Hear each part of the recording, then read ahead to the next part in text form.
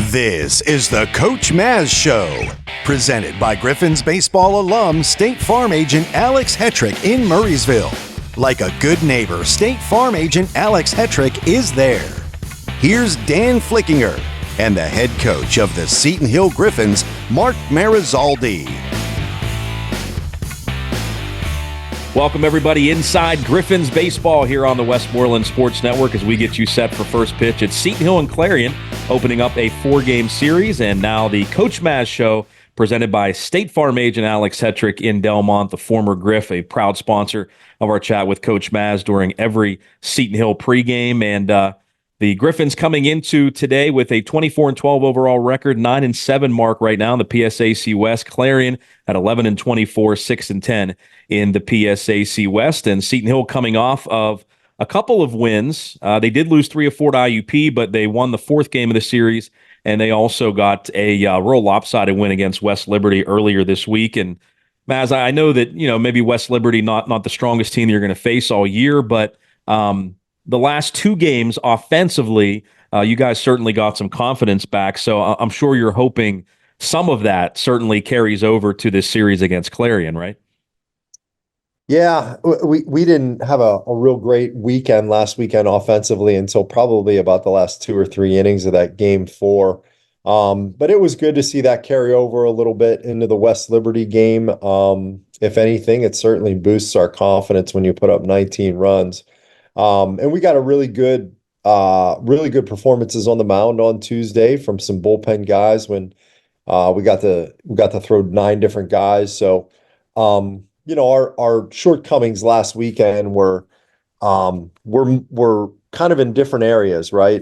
We didn't pitch it well in game 1, and then we kicked it a little bit around in the next couple of games, and then our offense sputtered. So we played a little bit more of a complete game on Tuesday, and we've been able to reflect back on the week and make some adjustments and make some improvements, and hopefully we'll play a little bit better baseball this weekend. Griffins with a 19-5 win over West Liberty. And as you mentioned, the amount of guys that you saw throw 9 different pitchers in that game against West Liberty. The week before, in the midweek game against Fairmont State, you had a ton of walks, but you only had 1 against West Liberty. I'm sure that had to make you happy. Yeah, it was almost a joke when we threw 9 guys on Tuesday, and we had a contest to see who would not give up a free base. I think we had 3 or 4 guys do it, but we had about 6 guys go no freebies. So I guess that's a step in the right direction. Yeah, the midweek games have been really strange, right? We didn't pitch very well at all a couple weeks ago and got a shutout.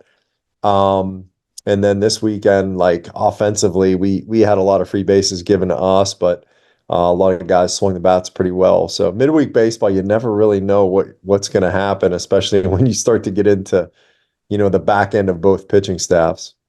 You mentioned that series against IUP that you kicked it around a little bit, which is very rare. 7 errors in the series, which is really unheard of for you guys. You were on pace to break your own record, which you established last year in terms of fielding percentage.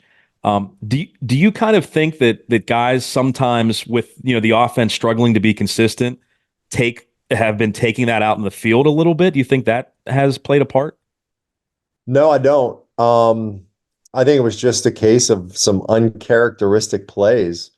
I think Jack Oberdorf might have had 2 errors that you never see. And then we had a couple of pitching errors, I believe, a first base error. We had been maybe 2nd in the entire country in fielding percentage, and our fielding percentage dropped 4 points in one weekend, which is actually really hard to do. So there was so many things about that weekend at against IUP. I mean, first of all, they beat us. They flat out capitalized on every single mistake that we made. And I saw a little bit of frustration from our team, right? I mean, it was like if we made a mistake, they cashed in, and then we had some bad luck. We had 2 balls, and I never saw this, Dan, in my entire coaching career. We had 2 balls on consecutive plays hit off the base. One was a routine double play up the middle that hit was second. Crazy. Yeah. And then the next batter, you're like, hey, let's shake it off. The next batter, there's a ground ball double play to third base, and it hits off the bag, and they score 2 runs. So No excuses. I think you make your own luck, and we certainly didn't have any good luck last weekend, but we shot ourselves in the foot with the errors. Hopefully, that's that one time the whole season that you don't field the ball well, because quite honestly, the other maybe 32 games of the season, we've been outstanding on defense. You mentioned frustration. I mean, is that a case of where you guys just keep pounding the stone, as you said? I mean, do you talk as a team and try to work through that mentally? How's that kind of handled by you and really the entire team? It's a little bit of pounding the stone and, putting our nose down and going back to work, but we can't ignore what the game's telling us too. Some of the errors were just, you chalk it up to, a misplayed ball by a Jack Oberdorf, but some of the other errors were more mental too. And I think those need to be intentionally cleaned up. Once in a while you'll throw a ball away or get a bad hop. But I thought we got a little bit careless too. So I know our guys are committed to just getting better every day with that, next pitch mentality. But we really had to stop and recognize where those mistakes happen and do we have control over making them better. And kind of take that same point, Maz, and talk about, the offense too. From a mental standpoint, it's still not clicking the way that you want it to. I mean, I know you scored 19 runs against West Liberty, for goodness sakes, and hopefully that it starts something. But like before that, I mean, is that a case of just continuing just to work every day? Yeah, it is. I think some of it is some individual adjustments. We have a couple of guys on our team that certainly don't have the output that we've seen from them in the past and maybe what they're capable of. And I think there needs to be some individual, maybe small swing adjustments, a little bit adjustments in their approach. But as a team, you really haven't seen us like firing on all cylinders where we are the team that's taking advantage of our opponent's mistakes, which is really what IUP had done to us. So we're working at it each and every day to both clean up, maybe our mechanics of our swing, but we're also looking at our approaches and just really trying to encourage a more aggressive style. At the end of the day, we're never going to play perfect baseball. We're going to make mistakes, but our mistakes have been a little bit harder to digest because they haven't been aggressive ones. They haven't been smart, aggressive mistakes. So maybe we got to take the training wheels off and just play a little bit harder and kind of live with the results. Ian Korn pitched again, 2 scoreless innings against IUP to help you guys take game 4 of the series. More encouraging stuff from Ian? Yeah, wow, second outing, and I didn't want to push him a little bit, but we kind of were in a situation there where we came from behind and scored some runs, and he was on the mound and he was throwing well, and we're like, we need this game, and he had the adrenaline going, so it was good for us to bump him from 1 inning to 2 innings. His velocity was fantastic. You you want to be fair to the kid, right? He hasn't pitched in 12 months, so Clay and I had said, let's make sure that we ease him back in, and we gave him a very low stress inning his first time out, and then we put him in a pretty high leverage situation with a weekend series on the line. But he loved it. He digested it really well, and now he wants the ball all the time, right? So we're just going to find some opportunities to see what role he can evolve into. I don't think we have enough time to build him up into a 4 or 5 inning starter. But perhaps he is a guy that we can use in leverage situations out of the bullpen for maybe 2 or 3 innings. I know you're still looking for consistency. You've used a number of outfielders, particularly in left field this year. Noah Sweeney, Aiden Shepard, just to name a couple. Of course, Durham can play out there too. But Gage Wheaton's got a few at-bats in the last couple of games. Do you see him maybe getting into the mix a little bit? Eventually, and I know that sounds weird because our season's, running a little bit shorter here with only 3 weekends left, but I Gage is just behind some guys with so much experience.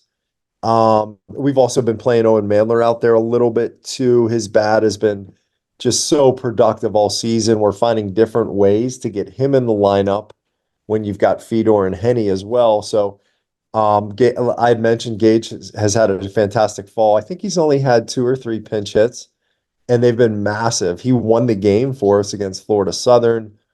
He sat the entire series against IUP, gets his number called in the last inning, comes up with a really big hit to extend a rally for us. So Yeah, Gage is, we don't really want to throw him into the fire right now. We're giving him small tastes of it, and he's done such a great job. And if his number doesn't get called here a lot at the end of this season, I really see him being a major contributor for us, throughout the rest of his career. What do you expect today, Maz, from Brandon Bergert and John McCullough as they go up against Clarion? I know Bergert ran into a little bit of a issue in the fourth inning against IUP, kind of snowballed on him. What does he have to do, I guess, to kind of not have that happen? What kind of got him in trouble against IUP? And then what do you see from McCullough today? I expect pure dominance from Brandon Bergert, pure dominance from John McCullough. They're probably not listening to this pregame. But that's what I expect. Yeah. Bergert's a seasoned veteran. He's pitched in massive games. John McCullough's pitched in World Series and regional championship games, and there are guys, and they got knocked around a little bit, and I expect them to come back and make a statement start this weekend. What do you see from this Clarion team, and what do you guys have to do well to win this series? Well, they got 11 wins and 6 in their last 6 games, so they're riding a pretty darn hot streak, their best streak of the season, which tells me that their confidence is going to be at a sky high, and they're dangerous. If you go back and look, their record's deceiving. I mean, they've played so many close, tight, competitive conference games that, maybe, with a new coach, they're getting really close to kind of turning the corner here. So, I honestly expect a battle. Their pitching staff has incredibly improved over the last couple of years. For us, I'd like to be able to attack some of their very few weaknesses. They don't field the ball real well statistically, one of the last in the league. I think we have an advantage with, a good experienced starting rotation to throw at them. But at the end of the day, I think our offense has got to step up and perform well against a pretty solid Clarion pitching staff. Maz, thanks for your time as always. Good luck today. Go get them. Appreciate it. Thank you, Dan. That is the Coach Maz Show, presented by State Farm agent Alex Hetrick in Delmont. Sean and Roger will have first pitch for you coming up in a moment right here on the Westmoreland Sports Network.